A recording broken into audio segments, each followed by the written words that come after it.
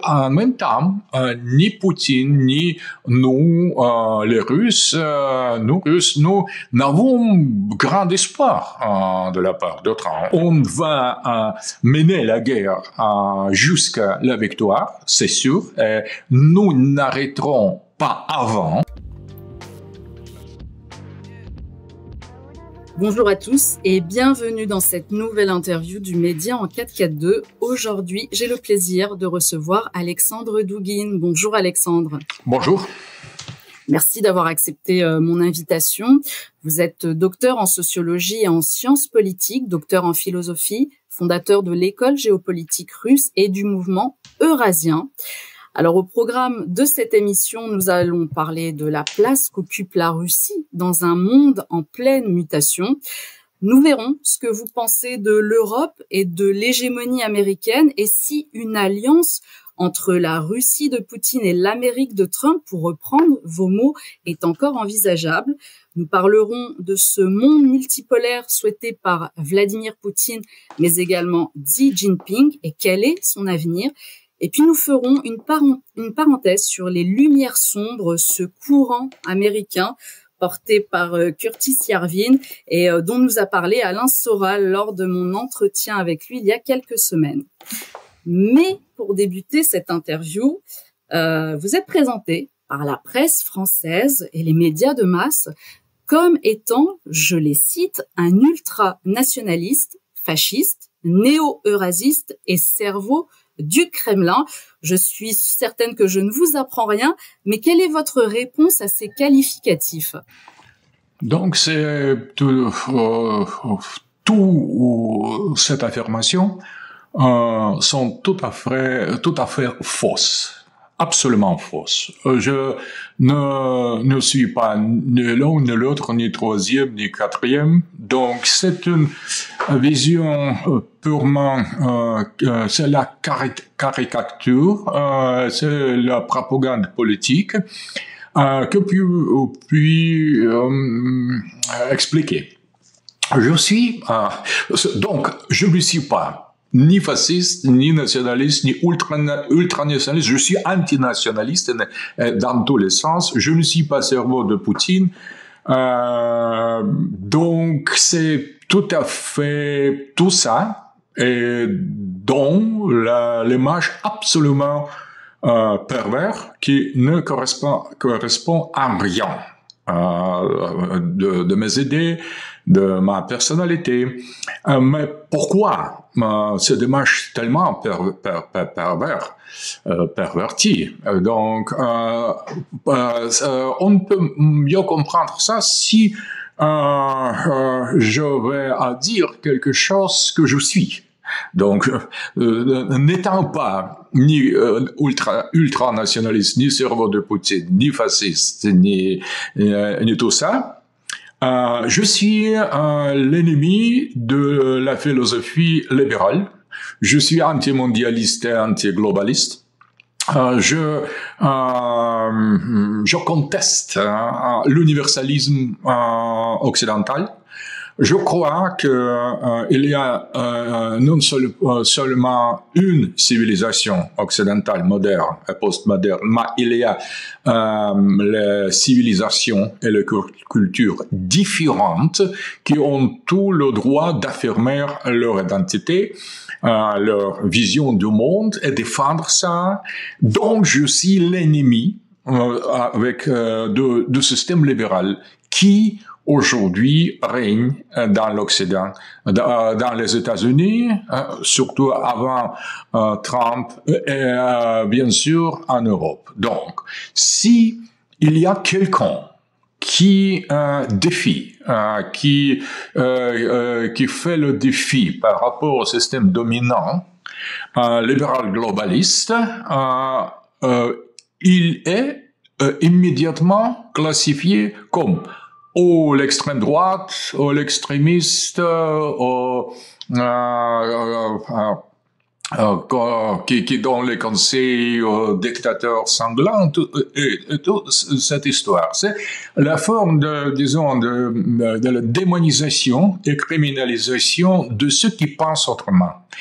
Si j'ai écrit pas mal de livres, environ 100 titres, et dans tous ces textes, la grande partie de ces livres est traduit en français, en anglais, en italien, il y a les livres parus en Espagne, en Amérique latine, en arabe, en persan, en japonais, en chinois. Donc, si quelqu'un vraiment voudrait s'intéresser de mes idées, il ou elle immédiatement arrivera à la conclusion que nulle part dans mes textes je me pose comme le nationaliste, comme le défenseur du fascisme, ou jamais je ne présentais moi-même comme, disons, le conseiller de Poutine. Donc tout ça est absolument faux, absolument. Donc je ne devrais pas expliquer pourquoi je ne suis pas fasciste, parce que je ne l'ai pas. Et dans beaucoup de mes textes, il est bien apparent que je donne la critique des idées racistes, de toutes les formes de nationalisme. Mais en même temps, j'ai expliqué pourquoi on me titre comme ça, pourquoi on m'appelle comme ça, parce que ce qui est vrai, et ce que je reconnais bien ouvertement, je suis l'ennemi. Je déteste l'universalisme occidental. Je ne crois en rien dans le discours libéral. Je crois que tout ça, c'est le mensonge. Et j'ai expliqué pourquoi. J'ai donné dans mes textes la généalogie de l'erreur libérale, l'erreur occidentale. Je déteste la modernité, surtout. Je suis en faveur de la tradition. Donc, si quelqu'un me haït, en Occident, où tous les libéraux me haïssent, ce n'est pas, disons, la chose, ce n'est pas en vain. Donc, je suis leur ennemi. Tout n'étant pas ni fasciste, ni nationaliste, ni ultranationaliste, ni cerveau de Poutine, rien. Mais que je suis et que je reconnais de l'être. Je suis l'ennemi intellectuel, je suis le philosophe. Jamais je n'ai participé dans les actes de terrorisme, de la confrontation physique avec n'importe qui. Mais je suis le criminel des idées, parce que je crois que les idées dominantes, libérales, globalistes en Occident, c'est vraiment quelque chose de très mauvais. C'est le pire qu'on peut imaginer. Je le déteste, je le critique, et donc cette critique-là revient contre moi dans la manière de, disons, de me démoniser, marginaliser, criminaliser. Donc, vous diabolisez. Diaboliser, absolument. Je suis, quelqu'un m'a appelé, quelqu'un entre les libéraux, m'ont appelé le philosophe plus dangereux du monde. Donc, en ne participant à aucun confrontement physique avec n'importe qui, je suis qualifié et classifié comme le philosophe, le penseur plus dangereux. Peut-être je suis dangereux pour le système libéral parce que je ne crois pas au libéralisme, ni moderne, ni postmoderne, ni le libéralisme des origines. Donc je ne suis pas d'accord avec la modernité modernité occidentale, et c'est tout. Et donc... J'ai une question justement à ce sujet. Ce que j'aimerais ajouter aussi, c'est que ça fait partie finalement du processus de propagande qui est dirigé par l'Occident, parce que vous n'êtes pas le seul à être la cible justement de cette diabolisation. Vous êtes plusieurs penseurs, philosophes à être devenus en fait la cible et dont les écrits sont quasiment interdits. Mais ma question, une autre de mes questions, c'est que j'ai lu un entretien que vous aviez accordé à la revue Politique Internationale, c'était en 2014, et la journaliste, c'était Galia Ackerman, et vous avez déclaré dans cette interview, je vous cite, « Pour nous, les droits de l'homme, la démocratie libérale, le libéralisme économique et le capitalisme sont seulement des valeurs occidentales, en aucun cas des valeurs universelles. » Et moi, j'ai envie de vous demander quelles sont les valeurs que vous défendez et quelles sont les valeurs que défend la Russie. D'accord. Une seule remarque. Parmi les gens qui sont qualifiés comme les fascistes, les ultranationalistes, etc., parfois il y a les gens qui sont vraiment les fascistes, les ultranationalistes ou nationalistes.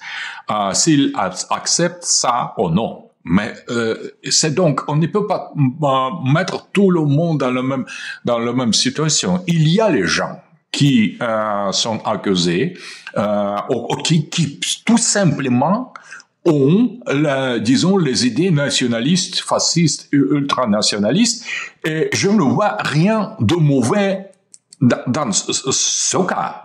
Je ne suis pas, moi-même, je ne suis pas ni fasciste, ni ultranationaliste. Je suis antiraciste, antifasciste et antinationaliste. Mais dans la même situation, tous les gens qui vraiment qui font défi au système libéral, ils sont on est mis tous ensemble dans cette catégorie avec les gens qui vraiment en vérité professent cette idée, avec les gens qui ne le sont pas, disons, qui n'appartiennent absolument pas à cette catégorie. C'est donc, on ne peut pas dire que tous les gens qui sont accusés d'être nationalistes sont accusés en vain. C'est mon cas et le cas des autres personnages que je respecte, mais ce n'est pas tous. Donc, il faut faire la distinction. À propos de ces paroles, donc les mots sont miens. Je soutiens absolument aujourd'hui tout ce que j'ai dit jadis, qui a été publié dans la revue. Je ne partage absolument une seule valeur libérale. Je suis absolument contre la démocratie libérale, contre le droit de l'homme, contre modernité, contre athéisme, libéralisme de la science moderne occidentale que j'interprète comme les valeurs régionales, en quelque sorte. Donc, c'est les valeurs occidentales, même capitalistes, libéralisme économique, tout ce qu'on veut aujourd'hui présenter comme les valeurs de l'humanité, que valeurs comme telles, universelles et humaines, je les considère d'être les valeurs qui appartient à l'histoire de la partie de l'humanité concrète dans la période historique concrète et rien de plus. Parce que avant la modernité, l'Occident avait les autres valeurs, et je crois que même dans la période moderne, il y a certaines ruptures entre les valeurs, on peut dire, modernistes de la modernité et de la postmodernité, parce que il y a certains principes se sont basculés dans le passage de la modernité vers la postmodernité. Mais Occident, les libéraux d'aujourd'hui, ils veulent insister que tout ça qui a été fait en Occident, hier, avant-hier, aujourd'hui, c'est en quelque sorte le destin universel. Donc, même les libéraux d'aujourd'hui, ils jugent les valeurs libérales de hier comme les choses inacceptables. Et donc, c'est cancel culture. C'est l'idée de purifier le libéralisme de certains aspects qui appartiennent au passé, et aujourd'hui d'insister, les gens insistent, les libéraux d'aujourd'hui insistent que les libéraux de hier étaient aussi les nazis, les retards, etc., etc. Donc, il y a le processus de l'épuration, ethnical cleansing, c'est l'épuration ethnique des idées même libérales par les libéraux de la génération suivante. Donc, il y a le procès de révision qui même est jugé universel, obligatoire au niveau occidental. Avant, on imposait, disons, les idées coloniales et racistes de la modernité d'origine. Aujourd'hui, on détruit, on abandonne de plus en plus cette modernité des origines en faveur de la modernité plus avancée. Donc, c'est le travail d'épurer, disons, les valeurs même libérales, en affirmant à chaque pas ce que les valeurs libérales, quand on les entend aujourd'hui, sont vraiment universelles par rapport à ce que on affirmait hier ou qu'affirment les autres civilisations. Donc, les libéraux nient ouvertement qu'il existe les civilisations au-delà de la civilisation occidentale moderne, contemporaine, actuelle. Quelles sont les valeurs qu'on défend en Russie aujourd'hui? Ce sont les valeurs traditionnelles. Qu'est-ce que c'est les valeurs traditionnelles? C'est les valeurs qu'on peut appeler prémodernes. Ce sont les valeurs qui étaient partagées par Occident lui-même avant de l'ère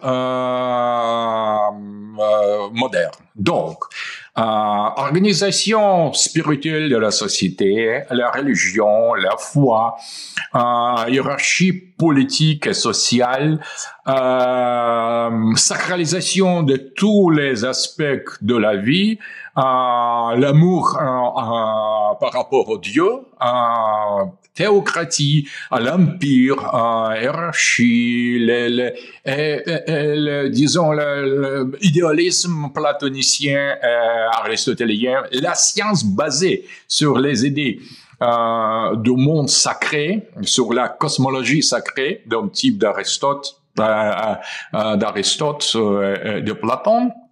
Donc, tout ce qui a été abandonné dans le passage de l'Occident traditionnel vers l'Occident moderne, toutes ces valeurs sont encore, il reste les valeurs, elles restent valides, elles restent importantes pour la Russie d'aujourd'hui parce que selon nous, selon les Russes, cette fois, je crois que la majorité absolue de la société russe pense que la tradition, ce n'est pas la chose à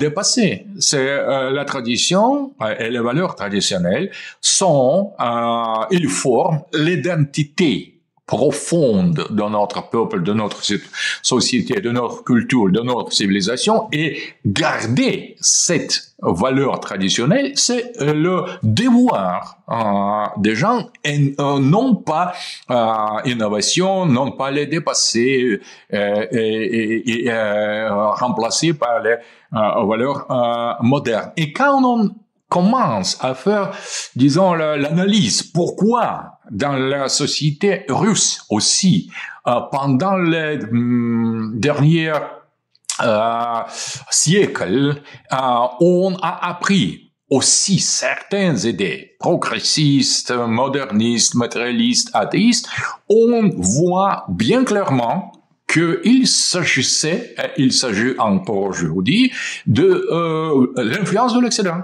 Donc, ce n'est pas le développement organique et naturel de notre société, enraciné dans la culture chrétienne, byzantine, etc., et gréco-romaine, mais c'est l'influence de la modernité occidentale. Donc, ce n'est pas par notre propre volonté qu'on a imité, nous, les Russes, nous avons imité dans certaines époques certains modes occidentaux, mais c'était la pression. C'était la pression comme le colonialisme culturel en quelque sorte. C'est par la pression, par l'influence de l'Occident qui suit sa propre voie. Qu'on on a commencé d'imiter l'Occident. C'est très important. Et quand on remarque ça, on pose la question, est-ce que cette modernisation et occidentalisation était vraiment nécessaire ou c'était juste la manière de approprier certaines technologies pour rester souverain et indépendant par rapport à l'Occident lui-même. Donc, c'était en quelque sorte l'occidentalisation nécessaire et par les raisons de la défense. Je crois que avec cette analyse, on arrive à la conclusion très importante, c'est que la Russie ne partage pas cette idéologie ou cette religion du progrès, de l'homme, de la désacralisation de la société profane contre la société sacrée, qui était aussi, disons, la partie très importante de l'histoire de l'Occident lui-même et qui reste, disons, la tradition, la culture des autres sociétés qui ne sont pas les sociétés occidentales. La société russe, la société chinoise, la société indienne, la société islamique, la société africaine, la société latino-américaine. Donc, on peut faire le passage extrêmement important. À partir de l'affirmation, ce qu'est la tradition, c'est le choix.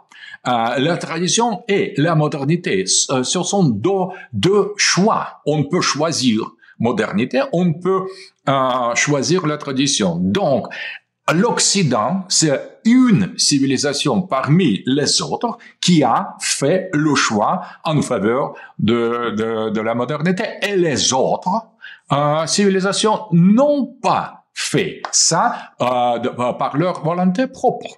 La modernité était imposée à cette civilisation ou de manière coloniale ou comme la modernisation défensive, comme dans le cas de la Russie et la Chine. Donc, c'est une constatation historique du passé.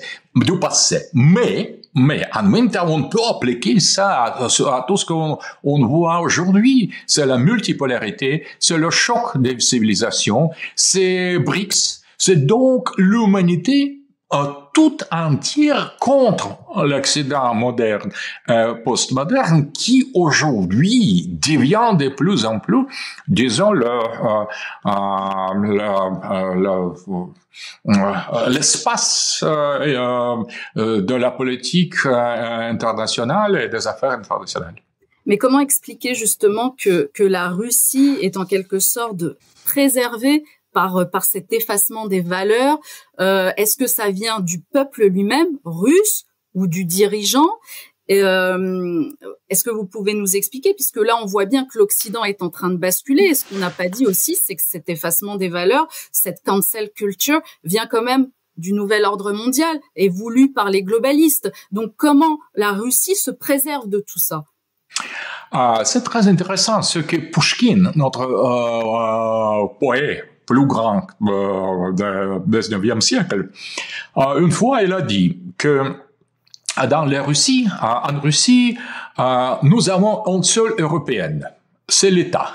L'État est européen, occidentalisé, et le peuple qui n'était pas européen, le peuple était russe. Donc, dans ce cas, il est bien clair que l'occidentalisation, le globalisme, le libéralisme provient de l'État ou des élites russes et provenaient dans le siècle précédent, et le peuple russe était le vrai porteur des valeurs traditionnelles. Donc, il s'agit de la différence entre les élites qui ont accepté l'universalisme occidental et le peuple qui suivait ses propres voies, ses propres orientations. Donc, parfois, dans notre histoire, un tsar, l'homme politique, un président choisissait quelqu'un entre eux, choisissait d'être aux côtés du peuple. Donc, et dans ce cas, il y avait le moment de la certaine harmonisation entre l'État et le peuple. On peut dire, on peut appeler ça, disons, les moments conservatrices, les moments conservateurs, quand l'État et le peuple coïncidaient dans cette défense de l'identité profonde voulue par le peuple et acceptée par les élites. Les périodes n'étaient pas extraordinairement rares. Ils n'étaient pas rares, mais ils n'étaient pas en même temps quelque chose qui est quelque permanent. Donc, il y avait certains les vagues, disons, oscillation, donc hésitation entre deux. Le peuple, c'était le constant qui toujours choisissait l'identité profonde, populaire, la tradition, les valeurs traditionnelles, et l'État, dans certains moments, était européen, occidentalisé. Dans les autres moments,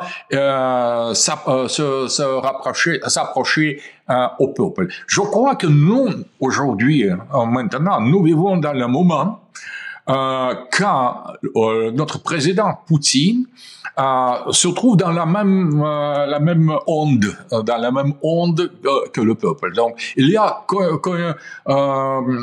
coïncidence entre ce que le peuple veut et que le président accepte. C'est pourquoi on assiste à certaines homogénéations, disons, solidarité du peuple et du pouvoir. Aujourd'hui, dans le temps de Yeltsin, c'était pas comme ça. Dans le temps de Gorbatchev, ce n'était pas comme ça. Dans le temps de Brejnev, jusqu'à certains moments, oui, mais il y avait aliénation entre l'élite bureaucratique communiste et la société, l'aliénation. Dans l'époque de Staline, c'était la coïncidence aussi, comme dans le temps de Poutine. Donc, notre histoire, ce n'est pas linéaire, c'est l'histoire de acceptation de certaines modernités occidentales par les élites et le rejet de cette occidentalisation de la part du peuple ou modernisation forcée par un autre, comme par exemple dans la période soviétique quand l'élite bolchéviste a voulu d'imposer au peuple traditionnel les valeurs marxistes. Mais ils se sont changés, même dans les années 20, les années 30 du siècle précédent, parce que les communistes ont commencé comme les modernisateurs, et finalement on a abandonné, disons, l'agenda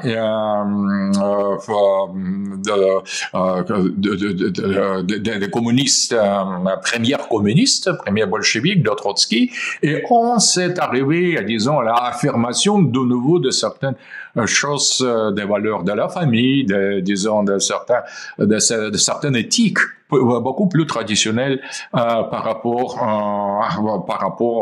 disons, les valeurs des premiers bolchevistes qui étaient révolutionnaires et nihilistes en quelque sorte.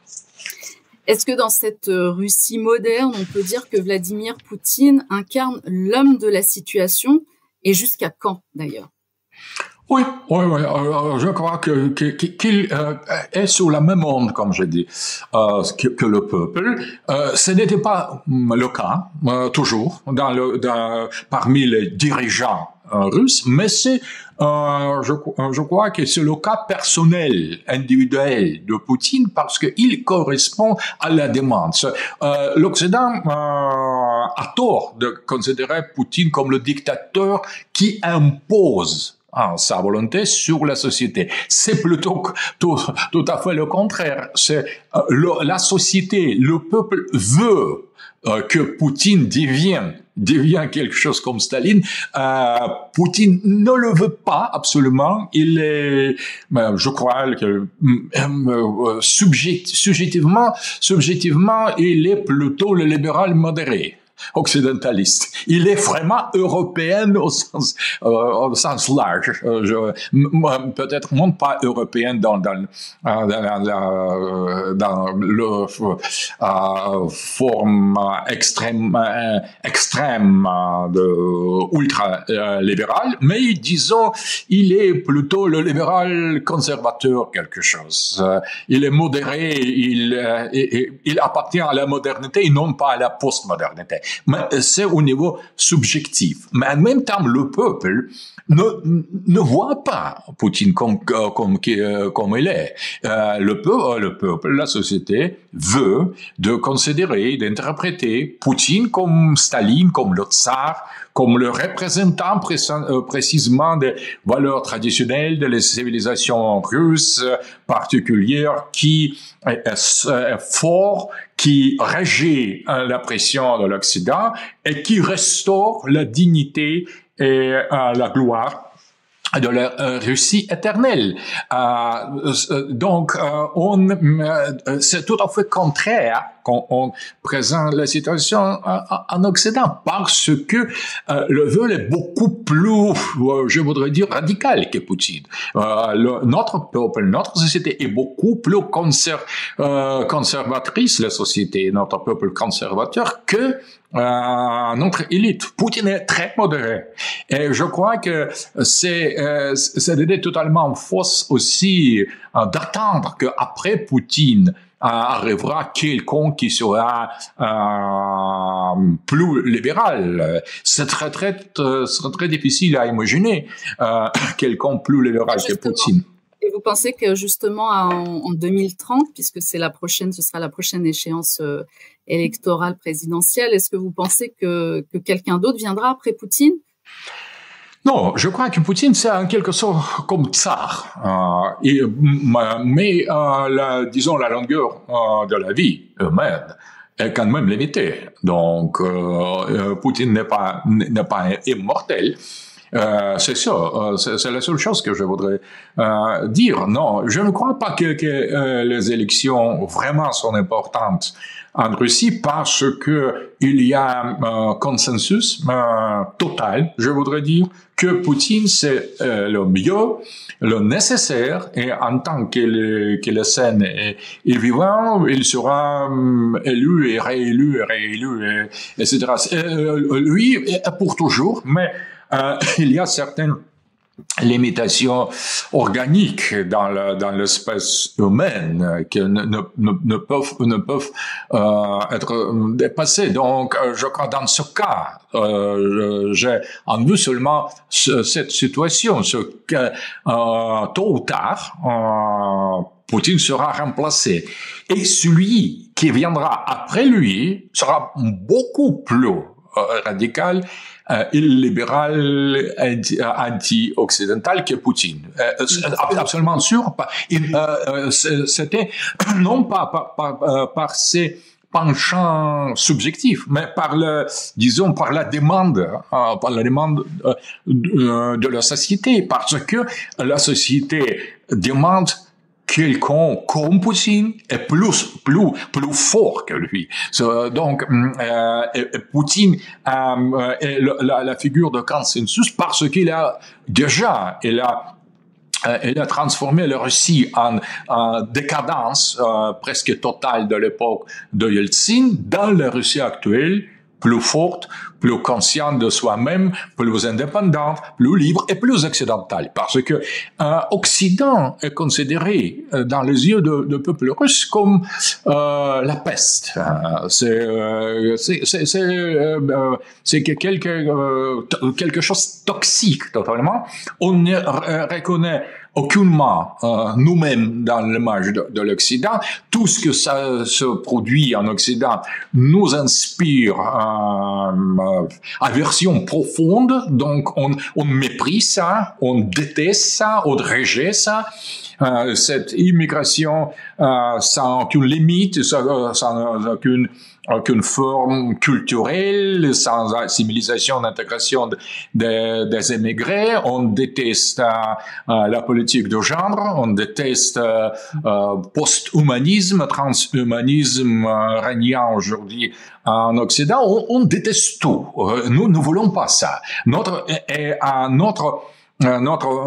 gouverneur, notre leader, ils sont obligés d'attendre le peuple.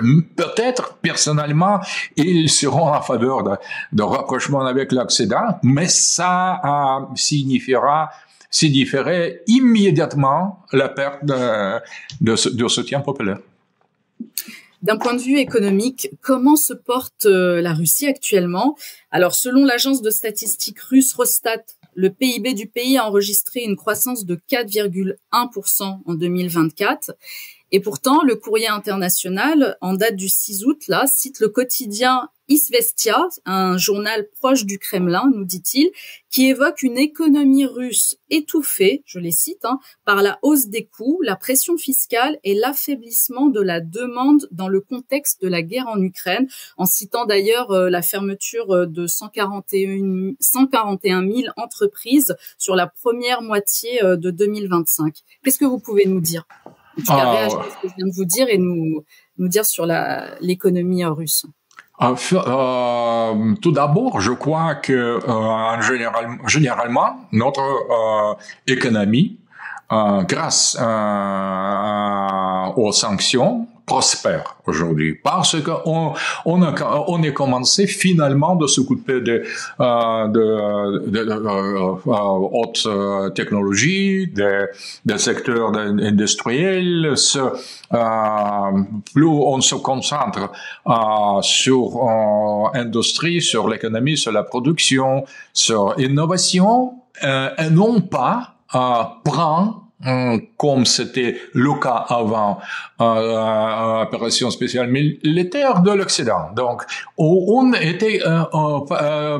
menait la vie économique parasitique en participant de division de labeur internationale. On faisait, disons, pétrole, on donnait pétrole et le gaz, et on recevait tout ce qu'on a eu besoin sans faire l'effort. Aujourd'hui, ce n'est plus possible. On est obligé de travailler, de vraiment sur la croissance économique, et ça a donné les résultats extrêmement positifs. On a découvert aussi le grand marché asiatique de la Chine, de l'Inde.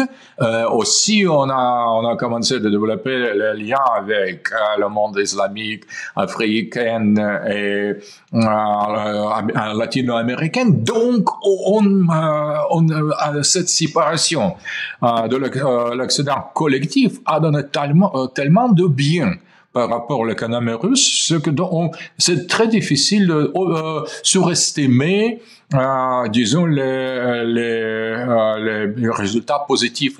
Il ne s'agit pas de la propagande. On voit ça chaque jour parce que pendant 3 ans plus 3 ans et demi de la guerre et des sanctions sévères et terribles, disons les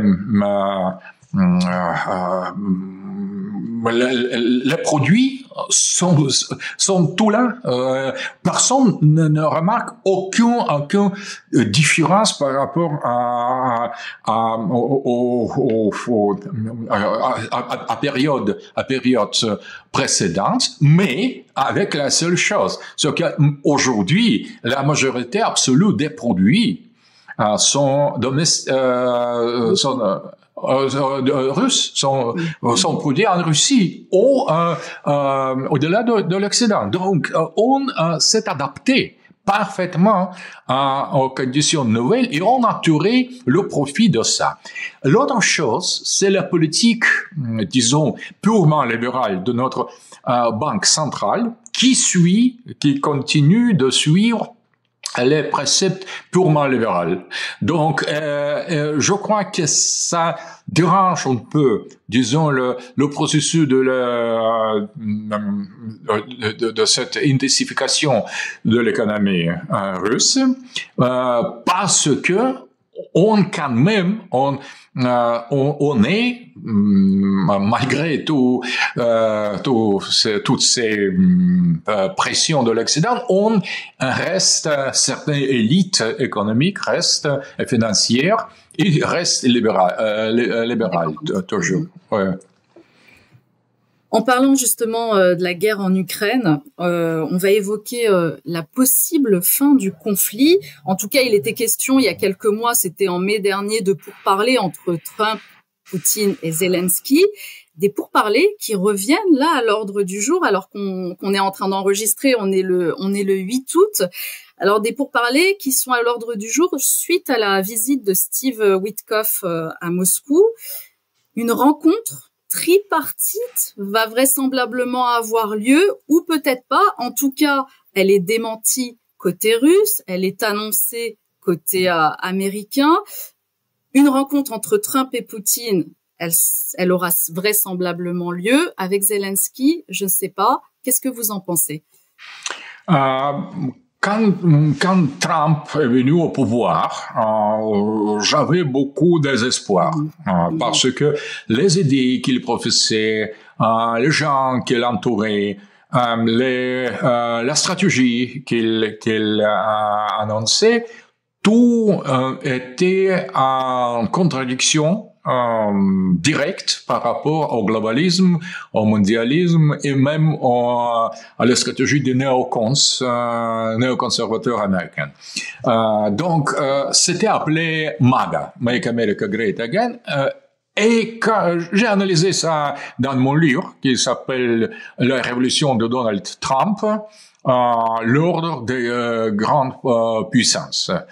Donc, j'ai vu dans Trump, dès son arrivée à ce second terme présidentiel, beaucoup de promesses, beaucoup de choses qui pourraient faciliter les relations de la Russie avec les États-Unis, la communauté des valeurs, la tradition contre woke, contre contre politique de genre. Donc, il y a beaucoup de choses au niveau idéologique et même au niveau géopolitique, parce que Trump était contre les globalistes, et il appelait ça Deep State, l'État profond. Et, finalement, il a annoncé qu'il désormais qui veut se concentrer sur les problèmes domestiques disons, de la politique intérieure et abandonnerait à interventionnisme, disons l'appui, la promotion de la soi-disant démocratie, etc., etc. Donc c'était en quelque sorte le système des valeurs, des idées, des stratégies qui était totalement accepté par MAGA, et Trump a placé les gens de ce type de MAGA dans le point central, comme son vice-président et les autres. Donc, tout semblait d'être très sérieux, tout ça. C'était non seulement le slogan de la campagne électorale, au moins, tout avait, disons, l'image, l'air d'être sérieux. Mais à partir disons, de participation de Trump dans la guerre contre l'Iran, son appui inconditionnel, son appui à Israël, l'idée qu'il a obstiné, refusé de publier la liste d'Epstein. Donc, il commençait très vite de s'éloigner de cette stratégie originelle de MAGA. C'était aperçu immédiatement par les gens de corps de sa base, des gens qui l'entouraient, et il commençait de dire que Trump est le traître. Il a trahi MAGA. Ça a influencé aussi, disons, les relations entre les États-Unis et la Russie, parce que si MAGA originel, Trump originel, a déclaré que c'est la guerre de Biden et non pas la guerre de Trump, ce qu'il ne veut pas supporter plus l'Ukraine, le régime de Zelensky, et avec ce changement dans les autres camps de sa politique, en même temps, Trump a commencé de s'approcher des néocons comme Lindsey Graham et les autres, et finalement sa politique est devenu très proche aux néoconservateurs, à Deep State, à l'État profond, interventionnisme, la démonisation des autres. Et dans ce changement très sérieux de ses propres idées originelles, il a transformé son attitude par rapport à la Russie, et il continuait donner l'aide à Ukraine, et finalement il s'est éloigné de Trump originel, de Trump de MAGA, et MAGA s'en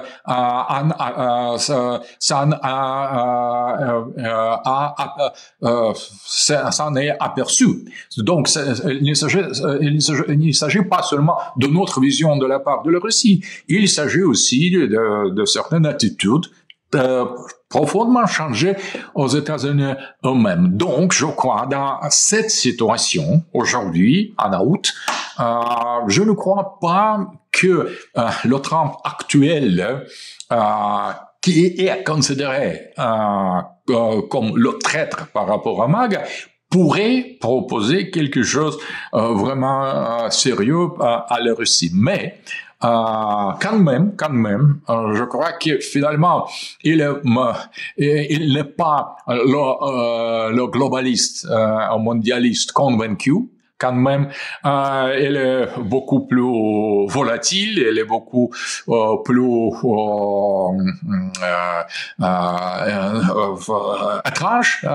Et donc, dans cette manière de mener la politique étrangère assez bizarre, qui, comme Trump fait peut-être par quelque chance ou par quelque par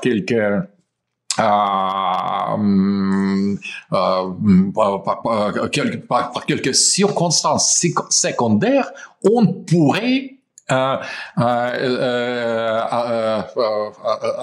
avoir l'espoir, on pourrait avoir l'espoir de ce qu'on peut quand même conclure quelques agréments, quelques conclusions, quelques accords par rapport à l'Ukraine. Mais ce n'était pas taken for granted.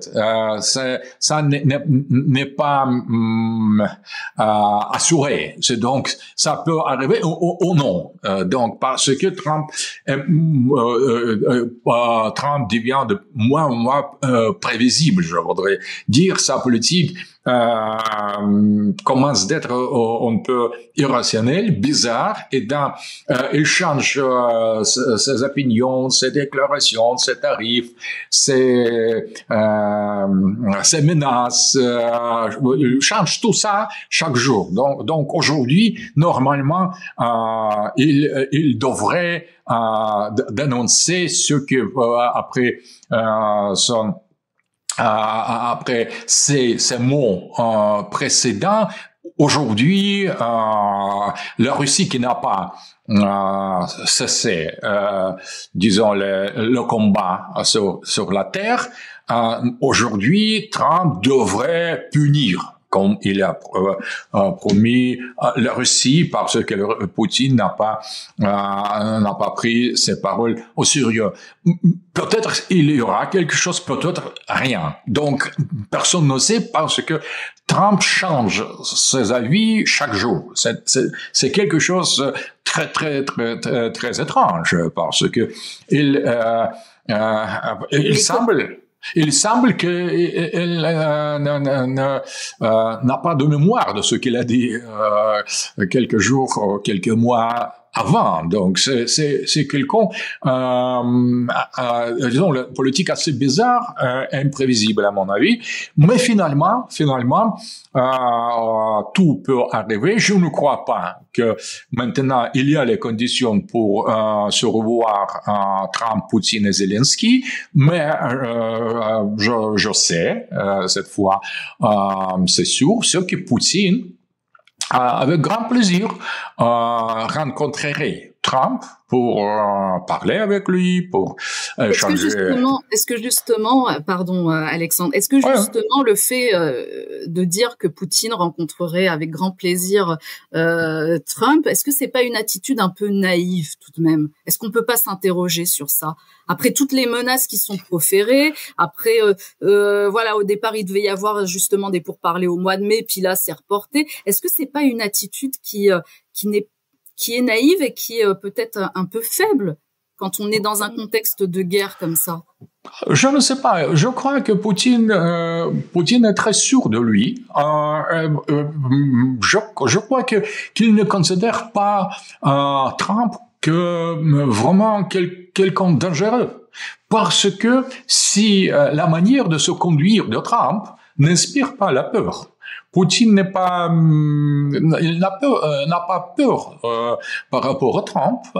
Peut-être il veut avoir les rapports directs avec lui, que serait beaucoup mieux que à travers les gens qui l'entourent et qui aujourd'hui sont, pour la plupart, sont les néoconservateurs. Parce que je crois que entre ces deux leaders, qui sont assez forts.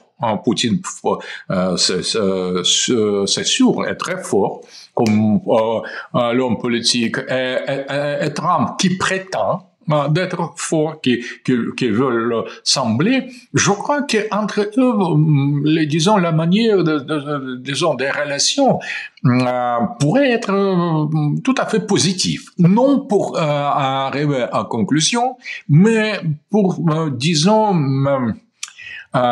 discuter la situation réaliste, hein, parce que je crois que Trump n'a aucune idée qu'est-ce que c'est l'Ukraine, qu'est-ce que se passe là-bas.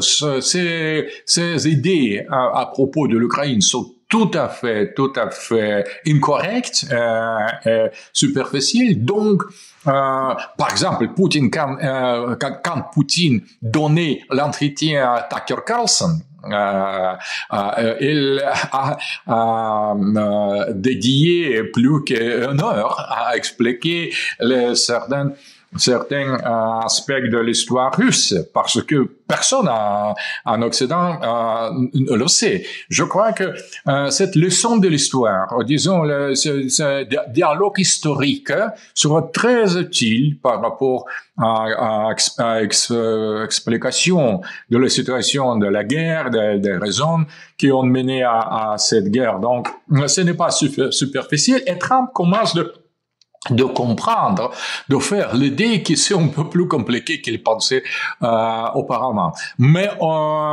je crois que en même temps, ni Poutine ni nous, les Russes, nous n'avons grand espoir de la part de Trump. On est très sobre dans ce c'est réaliste dans ce cas parce que mais quand même et parce que Trump est vraiment mu par les émotions. Il peut arriver qu'il donnera les situations en Ukraine, disons le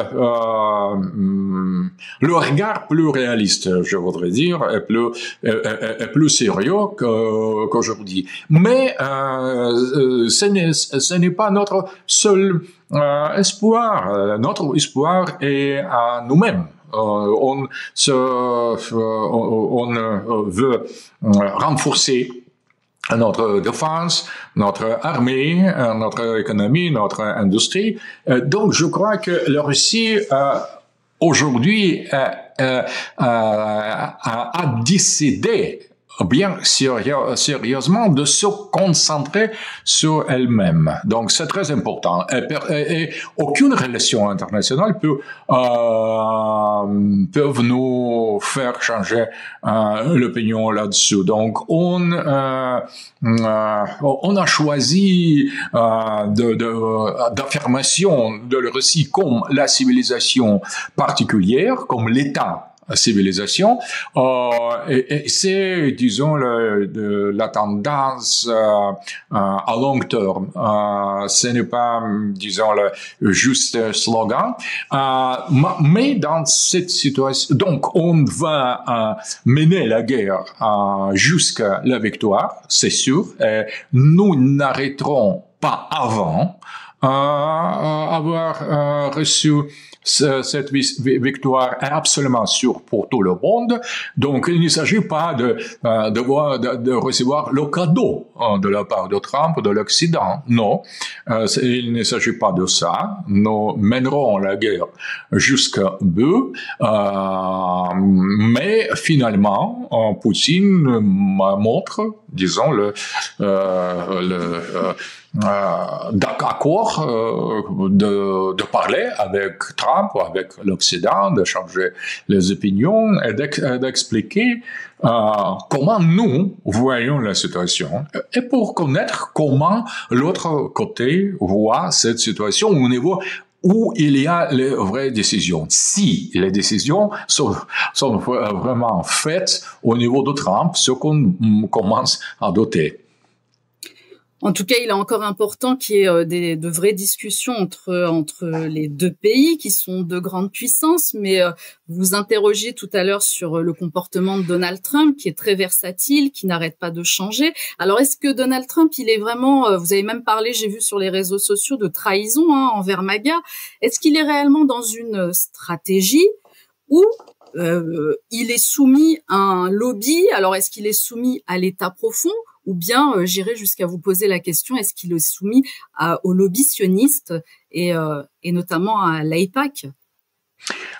C'est ce qu'affirme aujourd'hui la grande majorité des gens, des partisans de Trump. Ils l'accusent de trahir, disons, le MAGA en faveur de l'AIPAC, des sionistes. Je ne crois pas qu'il est tellement simple, la situation. Ce qui est sûr, que Trump a abandonné la cohérence de MAGA. Il a commencé d'être très conséquent plus que les autres hommes politiques, parce qu'il a élaboré, disons, la vision stratégique, comment détruire l'État profond, comment recentraliser les intérêts américains sur l'État national contre le globalisme. Donc, tout a été assez harmonieux, assez cohérent, je voudrais dire.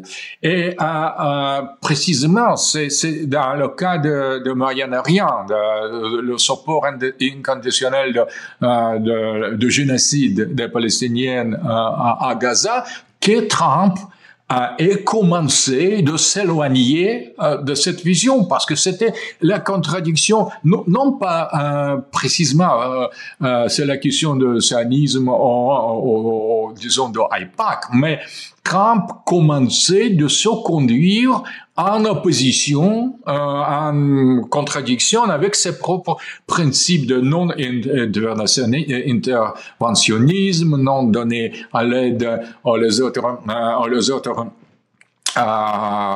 pays peut-être alliés, mais qui ne sont pas la partie organique des États-Unis. Donc, il a déclaré une chose, et après cette situation terrible et dramatique à Gaza, il a changé cette position. Donc, il a abandonné le principe. Et quand il a abandonné le principe par rapport à Israël, à l'Iran, à Moyen-Orient, donc, disons, cette cohérence a été perdue. La majorité des peuples qui soutenaient Trump, ils se sont venus à la conclusion qu'il s'agit précisément de lobby sioniste aux États-Unis, de l'AIPAC, etc., etc. C'est ce qu'ils disent. Mais je crois que Deep State, l'État profond, est quelque chose de plus compliqué, plus sérieux. Donc, on ne peut pas réduire tout ça seulement au sionisme, à AIPAC, et quelque chose se passe, ou s'est passé déjà, ou se passe aujourd'hui, plus sérieux, qui n'est pas tellement facile à expliquer. Donc, je crois que le lobby sioniste joue certains rôles dans ça, mais je crois que l'État profond, c'est cette réalité beaucoup plus compliquée, beaucoup plus, disons, complexe, beaucoup plus difficile à élucider. Mais en même temps, je crois que par exemple, la situation de l'Ukraine n'a rien à voir avec les intérêts de Netanyahou, d'Israël ou d'AIPAC. Mais en même temps, on voit que les néoconservateurs qui veulent que Trump continuerait l'appui à Zelensky, ils sont aussi, ce sont exactement les mêmes personnages qui soutiennent Netanyahou. Mais si on peut expliquer, par exemple, leur soutien à Netanyahou par certains liens chrétiens sionistes ou quelque chose dans ce genre, rien de ça existe dans le cas de l'Ukraine, parce que les Ukrainiens sont chrétiens orthodoxes et c'est le même peuple que nous. Donc, on ne peut pas expliquer l'Ukraine comme ça. Donc, je crois qu'il y a les autres motivations, les autres forces qui agissent dans la politique de l'Occident. Par exemple, en Europe d'aujourd'hui, où ce sont au pouvoir les libéraux, les libéraux de gauche, et ils sont contre Netanyahou, par exemple. Ils menacent de reconnaître l'État palestinien. Donc, c'est quelque chose. On ne peut pas dire que c'est l'État profond, c'est une et même chose composée par les sionistes. C'est quelque chose. La réalité est plus compliquée, à mon avis. Je ne sais pas si déclarer reconnaître un État palestinien, c'est être contre Netanyahou. Hein, c'est ce qui s'est passé, par exemple, en France, chez nous, hein, où Macron a dit que dès la rentrée, là, dès septembre, il allait demander la reconnaissance de cet État palestinien. On s'interroge quand même en France, hein, et notamment sur la présence et le pouvoir du lobby sioniste. Mais est-ce qu'en Russie, par exemple, ce lobby sioniste existe? Et si je vous pose la question, c'est parce que Trump a reçu à 2 reprises Benjamin Netanyahou à Washington, alors qu'il est sous le coup d'un mandat d'arrêt international. Est-ce que Poutine aurait pu le recevoir lui aussi à son tour, par exemple?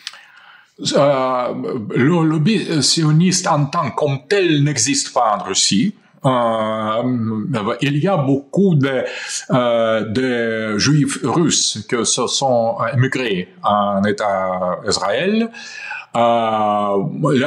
Certaines parties d'eux, la majorité d'eux sont anti-Poutine, donc ils sont russophobes, anti-Poutine. Donc je ne crois pas qu'il existe, disons, la continuité entre les juifs russes en Israël, les relations entre Israël et la Russie, qui pourraient être considérées comme lobby. Il y a certains personnages très patriotiques en Russie, comme Vladimir Solovyov et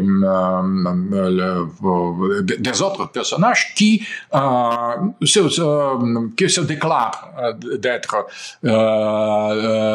sionistes, mais patriotes contre l'Occident, contre Ukraine, contre Zelensky, mais qui en même temps se déclarent sionistes. Ils ne sont pas très puissants, ils sont estimés, ils sont respectés en Russie parce qu'elle est patriote russe finalement, mais qui ont certaines positions particulières par rapport à Israël, parce que notre politique officielle est contre un génocide à Gaza. Donc, en même temps, Poutine n'a pas rompu les relations avec Netanyahou. Ils ne peuvent pas être considérés comme son ami, ou disons comme dans le cas par rapport au cas de Trump, mais en même temps, je crois que la Russie se trouve aux côtés des Palestiniens, de l'Iran, de Houssites. Donc, c'est la position officielle. Et en même temps, en faisant la comparaison entre cette position officielle pro-iranienne, pro-islamique, pro-palestinienne, en même temps, Poutine, c'est de garder les relations plus ou moins normales, plus ou moins non pas amicales, mais non vraiment non hostiles avec Netanyahou. C'est une position très particulière. Poutine se veut être au-delà, disons, de deux camps, mais disons en majeure partie aux côtés des forces anti-sionistes. Trump a commencé dans la position plus ou moins symétrique. Il voulait être au-delà de conflit, mais avec c'était une symétrie de Poutine plutôt en faveur d'Israël, mais aussi en ayant les relations avec les autres côtés. Et finalement, il s'est basculé d'être, le partisan, le support absolu, inconditionnel d'une seule force du côté d'Israël. Et Poutine n'a fait pas ça. Et il n'est pas basculé au côté iranien, au palestinien, il est plutôt à faveur d'eux. Et c'est la position officielle, mais en même temps sans rompre les relations avec Netanyahou, sans devenir, disons, la force directement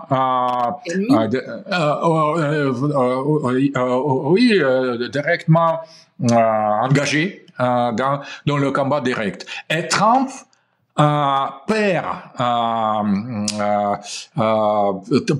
cette position, disons, de l'arbitre, en quelque sorte. Et Poutine garde cette position de l'arbitre. Mais d'autre côté, Poutine est beaucoup plus engagé bien sûr, dans la guerre de l'Ukraine. Et Trump, aujourd'hui, se décide ou redevenir comme Biden, de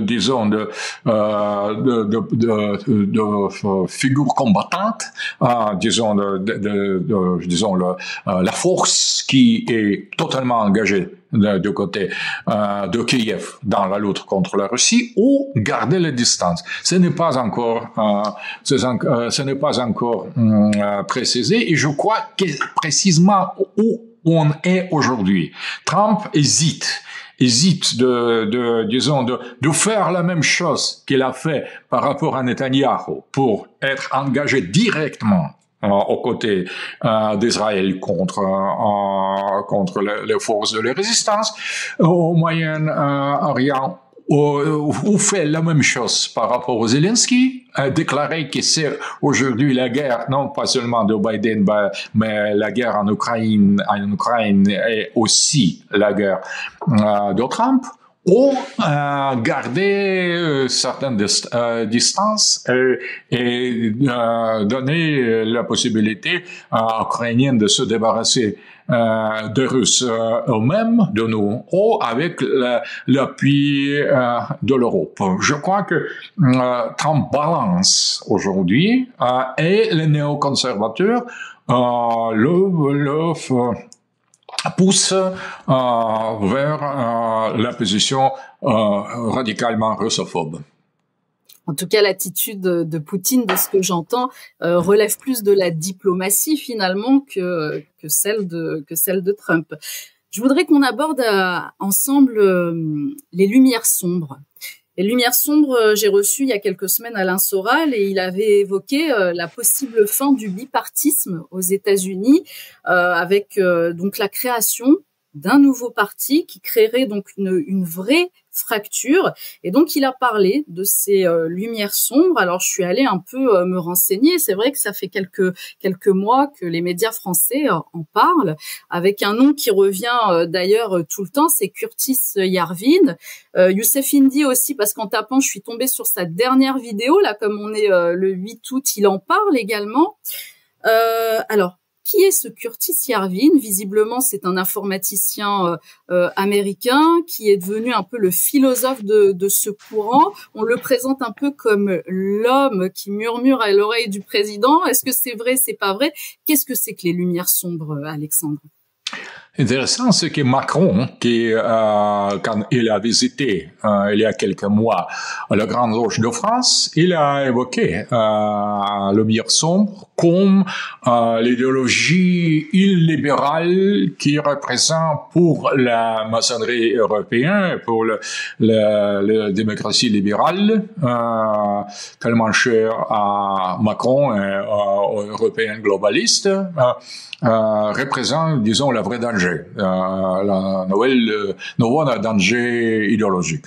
Donc, Macron, la franc-maçonnerie de Grande Loge et les libéraux européens, ils sont,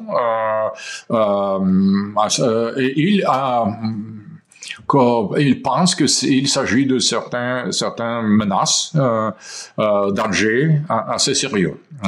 Idéologie. Qu'est-ce que c'est cette idéologie? Cette idéologie se base sur une idée que le libéralisme, l'idéologie libérale, c'est en quelque sorte obstacle au progrès technique et non pas la condition nécessaire. Donc, elle était dans la lumière maçonnique, disons le progrès technique et le progrès dans la politique du genre, le transhumanisme, transgendérisme, c'est la même chose. Plus les homosexuels se sentent bien, libre, plus, disons, progrès, plus des immigrés, plus des homosexuels, plus de transgenders, plus transhumanisme, plus, disons, progrès technique. Donc, c'est équation de la lumière illuminée, la lumière disons ancienne. Et la lumière sombre, c'est idéologie que sépare deux choses. Disons cette normalisation des perversions liées au libéralisme de gauche et le progrès technique, informatique, etc., etc. Donc, d'où la thèse que on peut accélérer le progrès technique s'il n'y aura plus les libéraux, qui sont juste obstacles dans la voie de progrès, et dans l'obstacle dans la voie vers singularité, vers intelligence artificielle et disons le nouveau horizon, nouvel horizon de progrès technique, proprement dit. Donc, le libéralisme doit être détruit parce que il n'est pas progressiste, il est juste obstacle. Donc, on peut revenir à certains dans le contexte purement postmoderne, dans la version de ontologie des objets, il y a la tendance qu'on appelle le réalisme spéculatif, ontologie orientée pour les objets. Donc, cette idée, on doit séparer l'homme, le libéralisme, ce sont l'homme pervers, mais quand même les hommes.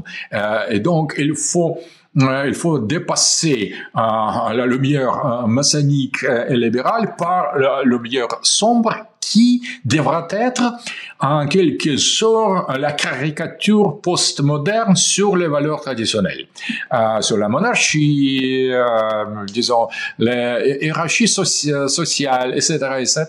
Donc, il faut poser au pouvoir l'élite, l'aristocratie technocratique, qui sera la nouvelle aristocratie, avec quelques leaders charismatiques comme le Trump ou Vance ou quelqu'un d'autre, qui serait le roi américain, sans débarrasser, disons, des républicains, des démocrates, qui sont les porteurs de cette lumière vieille, disons, européenne, humanitaire, humaniste en quelque sorte, de plus en plus en décadence. Mais quand même, il faut restaurer un Moyen-Âge technocratique, parodique, illibéral, pour en finir avec l'humanité. Précisément, ce qui est intéressant, c'est lumière sombre, c'est l'idéologie assez cohérente parce que selon cette idéologie de la lumière sombre, anti-humanisme était déjà impliqué, était déjà présent aux sources même de l'irréalisme. Ce que le nihilisme et anti-humanisme était déjà la partie de l'héritage de la lumière, mais humanisme ne pouvait pas accepter, en reconnaître. Donc, c'était anti-humanisme masqué. Et aujourd'hui, il est temps, selon les représentants de lumière sombre, de détruire cette masque, d'éclairer les choses intéressantes. Ce que la modernité capitaliste et satanisme, le capitalisme dès le début, la lumière de début était le projet anti-humain, satanique, purement technique, orienté pour faire la révolte de la matière contre l'esprit. C'était déjà déclaré au début de libéralisme, mais le personnage qui défend le meilleur sombre, il dit il faut le reconnaître, il faut être brave, il faut être clair et se débarrasser, disons, des masques et déclarer la modernité comme le projet de Satan qu'on doit aujourd'hui mener jusqu'au bout. Et donc remplacer l'humanité par les espèces post-humaines, par les objets libérés du sujet. Et donc c'est assez, en quelque sorte, c'est l'idéologie de l'antéchrist mise à nu, sans l'éthique, soi-disant, sans la morale de la lumière maçonnique. C'est la même chose, c'est la même lumière, mais disons, exposé d'une manière beaucoup plus réaliste, je voudrais dire, beaucoup plus transparent. Donc, on ne cache plus, disons, la nature satanique de la modernité, et on affirme que, arrivé le projet de la modernité au but, il faut s'en débarrasser, disons, de cette moralité libérale qui aujourd'hui empêche à faire le dernier pas vers le royaume total de Satan, et donc anéantir la terre. C'est un peu punk, je voudrais dire, cette idéologie. Elle a basé sur les sources de Quentin Meillassoux, de Graham Harman, de François Laruelle, certains philosophes de réalisme spéculatif et certains non-conformistes noirs et purement anti-humaines, drogués et drug addicts, et c'est le mélange, cette mélange de réalisme spéculatif, nihilisme traditionnel, dégagé déjà par Nietzsche, Heidegger, exposé. Donc, mais sans cette couverture moraliste de la lumière maçonnique, macronienne, Starmer, de Merz. C'est en quelque sorte épatage aussi. Curtis Yarvin a uni, a rassemblé ces éléments. Je crois que plus ou moins la même idée partagée par Peter Thiel, par Elon Musk, par J.D. Vance. C'est alliance. Nick Land est beaucoup plus sérieux. Son livre sur Fanged Nomen, avec les dents, c'est assez curieux, assez drôle et assez cohérent. Donc c'est en quelque sorte le même satanisme comme dans le cas des libéraux, mais ouvert, non pas masqué, et en même temps provoquant, disons, comme l'image correcte, et non pas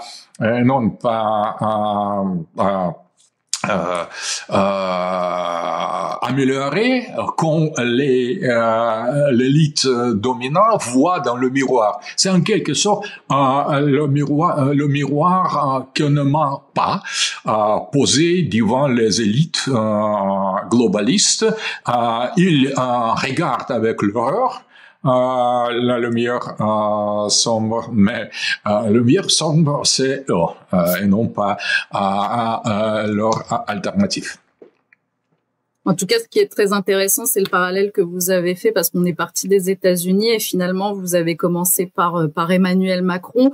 Et quand on relit tous ces points, on s'aperçoit qu'effectivement, c'est ce qu'il a toujours préconisé, Emmanuel Macron, c'est-à-dire rester le plus longtemps possible. On l'appelle d'ailleurs, on le surnomme, la presse française l'a surnommé Jupiter. Donc c'est peut-être pas pour rien. Et là, il faudrait peut-être reconnecter tous ces liens-là. Et c'est très intéressant parce qu'on était parti sur les États-Unis, mais effectivement, là, c'est plus un projet mondial et peut-être que l'État profond est derrière. Je voudrais, puisqu'on parle de ce projet sataniste, vous avez écrit là tout récemment, il a été publié, je pense, le 6 août, un article sur le site multipolarpress.com vous êtes revenu en fait sur les déclarations de Tucker Carlson. Et j'aime bien qu'on va opposer le blanc et le noir, on va opposer les anges et les démons. Alors cet article s'intitule Tucker Carlson révèle le plus grand secret de l'Ouest. Ils sont possédés par des démons. Pourquoi je vous en parle? Parce que vous avez été en tout début d'émission, j'ai un peu rappelé tous les qualificatifs dont on vous a affublé, mais il y a aussi autre chose dont on n'a pas parlé, c'est que vous avez été longtemps, et vous l'êtes peut-être encore, accusé d'occultisme. Et cet article... Oui, mais non, je ne suis pas occultiste. Si je serais occultiste, je le reconnaîtrais. En tout cas, c'est quelque chose qui vous colle à la peau par votre détracteur. Et pourquoi j'en parle? C'est parce que dans cet article-là, et ça, je conseille à tout le monde d'aller le lire, et je le conseille encore plus à vos détracteurs, parce que là, on en apprend encore plus sur vous, sur votre pensée, et justement, vous parlez de religion, vous parlez des anges. Alors, vous commencez comme ça. Récemment, Tucker Carlson a déclaré que l'Occident était gouverné par des entités surnaturelles venues de l'enfer. Beaucoup se sont demandé comment interpréter cela.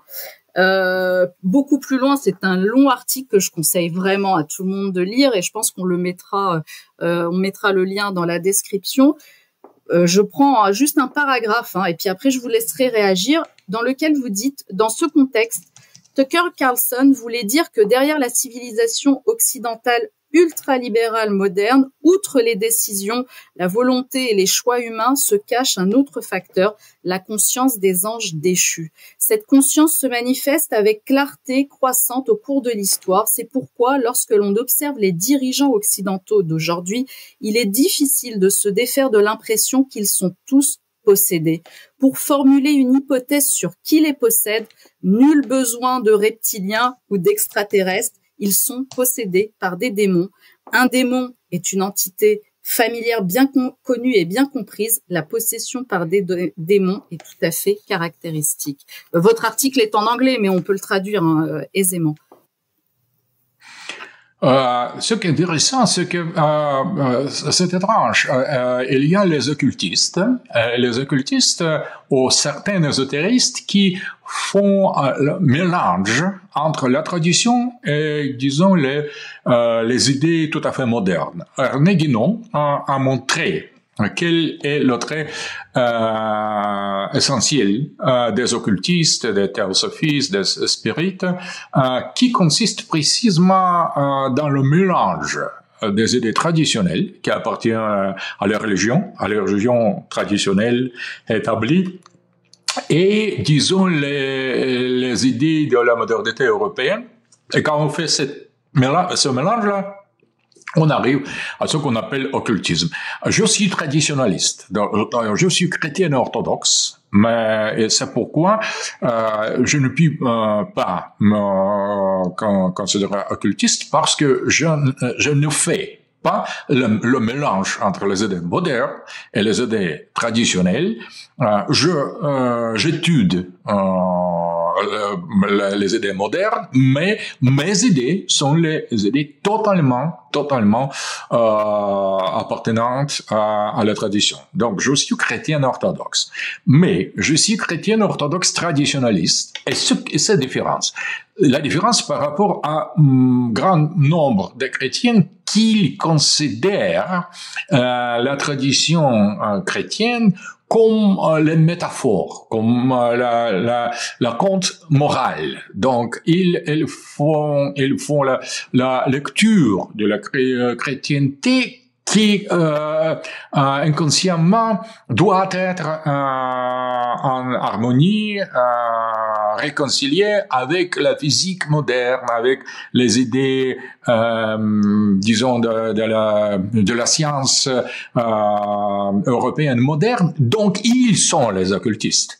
Les chrétiens, par exemple, qui nient l'existence des anges, quand ils considèrent que les anges sont les inventions occultistes, en même temps, ce sont eux qui font le mélange entre la modernité, qui est antichrétienne et qui était toujours antichrétienne, séculaire, athéiste, matérialiste, totalement opposée à la vision traditionnelle qui durait jusqu'à la fin du Moyen-Âge en Occident et qui continue malgré tout, même aujourd'hui dans les cultures et les civilisations non occidentales.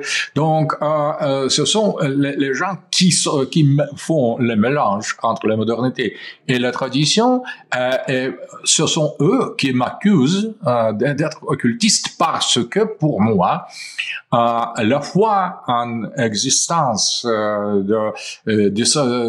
des esprits désincarnés, des anges ou des démons, je suis la voix de mon église. On parle chaque jour dans les prières, dans la liturgie à propos des anges.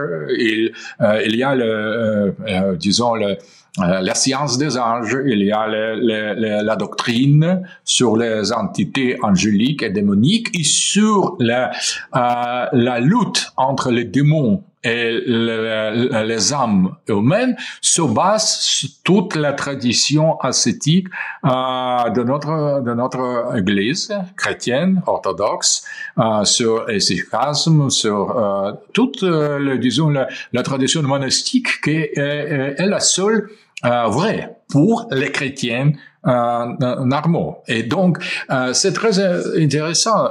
Je ne crois pas en reptiloïdes, je ne crois pas à aliens, UFO, OVNI et les choses comme ça. Je crois dans la doctrine de mon Église. Mon Église chrétienne affirme qu'il y a les âmes immortelles, immortalité des âmes, il y a les entités angéliques, il y a les entités démoniques, il y a l'antéchrist, il y a le Satan, il y a les démons, et qu'ils agissent dans le monde, dans l'histoire. Et Apocalypse, c'est une des contes, disons, assez sérieux, assez élaboré. Comment on arrive quand le démon s'est déchaîné, quand le Satan est libéré de ses chaînes, et avant la fin du monde. Donc, pour détruire les valeurs traditionnelles et pour renverser l'ordre. Ce qu'on voit dans la modernité européenne, c'est précisément ça. Donc, si on veut donner, disons, dégager les causes de la modernité, tout en étant chrétienne, tout en appartenant à la société traditionnelle, à la vision traditionnelle, on arrive immédiatement à cette lecture d'Apocalypse, mais la modernité s'est habituée de lire la tradition avec ses propositions.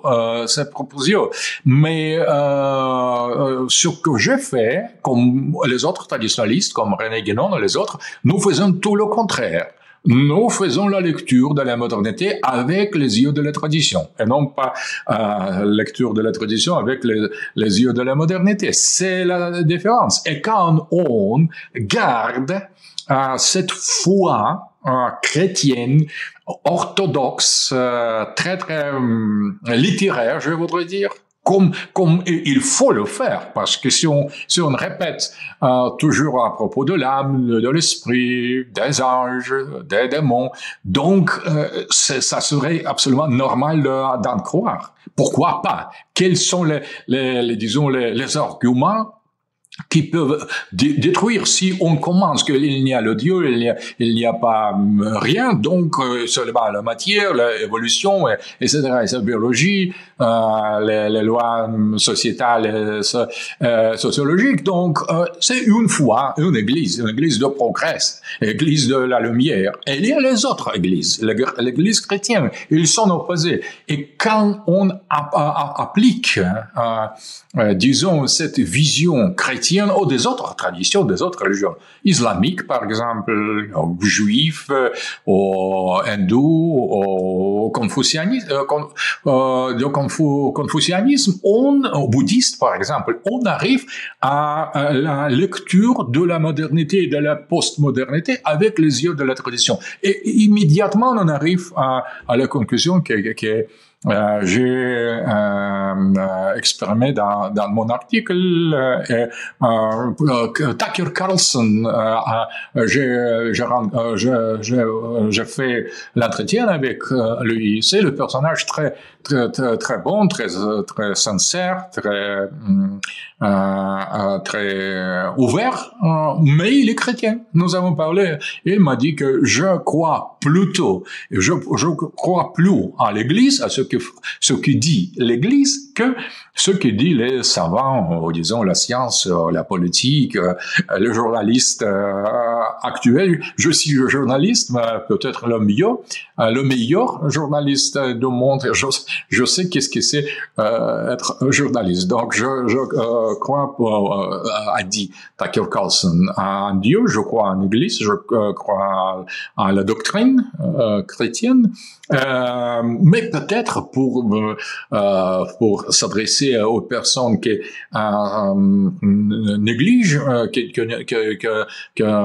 qui n'ont pas assez de savoir de l'Église, peut-être il choisit les images des entités spirituelles non humaines qui dirigent l'humanité. C'est en quelque sorte, c'est la vérité transparente. Pour les gens de l'Église, pour les traditionalistes, on est déjà depuis longtemps dans cette situation, ce n'est pas de nouveau, mais finalement, nous s'approchons, disons, le moment, je crois, le moment culminant, le point culminant de cette anti-civilisation où nous vivons. Et ce qui signifie aussi que là, on est vraiment dans une dimension eschatologique et que là, Absolument. on est dans un combat, dans un vrai combat spirituel entre le bien et le mal, même si effectivement, j'aime pas trop parler de binarité, mais là, on est vraiment dans ça. Et nous, en Occident, on avait commencé justement à parler de ces valeurs, et en Occident, on a perdu toutes ces valeurs. Il y a l'inversion des valeurs, la perte de valeurs, la perte de spiritualité, et en quelque sorte, c'est vrai, je parlais de relier les points. Encore une fois, là, on peut encore relier les points et on arrive toujours à la même conclusion. Pour terminer, Alexandre Douguine, parce que ça fait déjà 1h30 et je sais que vous me consacrez quand même du temps et je vous en remercie, je voudrais quand même qu'on aborde l'avenir de ce monde multipolaire qui est voulu par Poutine. Est-ce qu'il est encore envisageable aujourd'hui dans ces conditions-là? Absolument, absolument. C'est le futur, mais c'est le futur positif. Si si on saurait dépasser, disons, l'impasse où nous sommes, c'est le salut. Si on peut espoir d'en sortir de la crise où nous sommes, ça sera à travers la multipolarité, la restauration des civilisations basées sur les valeurs sacrées, sur les valeurs différentes, sur la sacralité différente, mais qui aurait le même trait commun, ce que la société sacrée n'est pas la société profane, la société sacrée n'est pas la société moderne. Donc cette supération, ce dépassement de la modernité occidentale, matérialiste, athée, libéral, globaliste. Aujourd'hui, c'est la seule voie pour sauver, disons, l'humanité. Sinon, on est destiné à disparaître. Donc, il s'agit de principe de retour aux valeurs sacrées, et le retour aux valeurs sacrées ne veut pas dire que le retour aux valeurs sacrées seulement d'une seule religion. Chrétienne orthodoxe, islamique, védantique, bouddhiste, etc., etc. Donc, il s'agit de retour aux religions et traditions sacrées différentes. Mais le retour est commun, mais les traditions sont différentes. Et ici, il y a l'ennemi. Bien défini, bien clair, c'est le globalisme d'un type Soros, de Schwab, de Macron, de Biden, c'est le globalisme libéral, qui représente le progressisme, le meilleur au sombre ou non pas sombre. Donc c'est en quelque sorte la tradition contre anti-tradition qui est représentée par l'Occident moderne et post-moderne. Et le retour, c'est le retour aux racines, à l'essence, à l'identité, à l'être, en quelque sorte. Mais l'être, dans le cas de chaque civilisation est différent. C'est donc, il ne s'agit pas d'unification. Il ne s'agit pas d'une idéologie contre l'autre idéologie. Il s'agit de retour commun, disons, aux traditions différentes, et c'est la multipolarité. Trump avait, disons, la possibilité, la chance, aussi d'entrer dans ce passage-là. Marco Rubio, une fois, il a déclaré déjà que les États-Unis acceptent la multipolarité comme le fait. Dans ce cas, la seule chose à faire, qui restait à faire aux États-Unis, de trouver leur place dans cette multipolarité, s'affirmer comme un pôle civilisationnel entre les autres États et civilisations. Peut-être l'Europe pourrait prétendre d'être l'autre pôle dans le contexte de civilisation occidentale aussi, déclarant ses propres valeurs traditionnelles qui font de l'Europe ce qu'elle était, au moins qui sont les valeurs européennes. Donc, c'était la possibilité, la chance de faire le passage vers multipolarité d'une manière pacifique. Sans conflit. Mais il semble qu'aujourd'hui, Trump choisit l'autre manière de collaborer à la vision multipolaire en commençant la guerre. contre BRICS, en imposant les tarifs sur l'Inde, sur le Brésil, sur la Chine, en continuant la guerre contre la Russie en Ukraine, qu'ils déclarent qu'ils veulent arrêter, mais qu'il continue de donner les armes ukrainiennes. Et donc, dans ce cas, l'Occident se rentre dans la création de mondes multipolaires d'une manière opposée. C'est donc en faisant la guerre contre la multipolarité, l'Occident se détruit lui-même en insistant sur cette anti-identité moderne et postmoderne, en reniant ses valeurs traditionnelles, ses racines, son identité, et attaquant la multipolarité qui est émergente. Donc, c'est l'autre manière de faciliter cette création de monde multipolaire, et on voit comment on peut arriver à ça. Par exemple, vous savez qu'entre Inde et la Chine, il y a les problèmes assez sérieux, et finalement, il y avait des visites de Modi à la Chine depuis cette année, et aujourd'hui, après les tarifs imposés par Trump, Modi a déclaré qu'il va visiter la Chine. Donc, Trump joue le rôle positif pour la multipolarité, mais non pas de manière consciente, mais en essayant de détruire ce projet-là, ou défendre le dollar et les autres choses. Plus il insiste sur la guerre, sur l'attaque contre multipolarité, plus vite la multipolarité se crée. Donc on peut faire ça d'une manière positive ou négative. Finalement, on arrive à même conclusion. C'est peut-être aussi la stratégie de Trump, et ça a toujours été le cas des Américains, c'est la stratégie de l'hégémonie américaine. Peut-être qu'il mènera à sa perte, qu'il mènera les États-Unis à leur perte, en tout cas. J'espère. Ça sera la meilleure solution.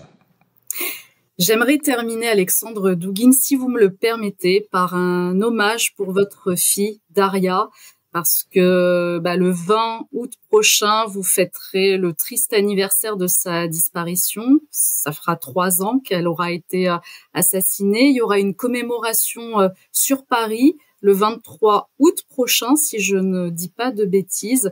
Et je voulais terminer par ça, voilà, pour lui rendre hommage et pour vous apporter aussi tout mon soutien à titre personnel. Merci beaucoup. Et je vous remercie infiniment d'avoir été mon invité, surtout que vous avez répondu très rapidement à mes sollicitations. Je vous remercie beaucoup pour cet échange qui a été très instructif, et j'espère que les spectateurs seront enchantés par cette interview. Je les remercie aussi d'être restés jusqu'à la fin, et puis je vous retrouve très bientôt pour un nouvel entretien, à la fois sur le Média en 442 et sur ma chaîne Kate TV. Merci beaucoup, Alexandre, et je vous dis à très vite. Merci, au revoir.